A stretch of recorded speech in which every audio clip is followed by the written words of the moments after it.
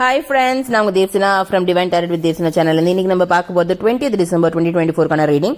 இன்னைக்கு வந்திருக்க கீவேர்ட் பார்த்தீங்கன்னா முன்னேற்றம், மாற்றங்கள். உங்கள் வாழ்க்கையில் வந்துட்டு புதிய மாற்றங்கள் வந்து விரைவாக நடக்கிறதுக்கான நேரமாக இது இருக்கு.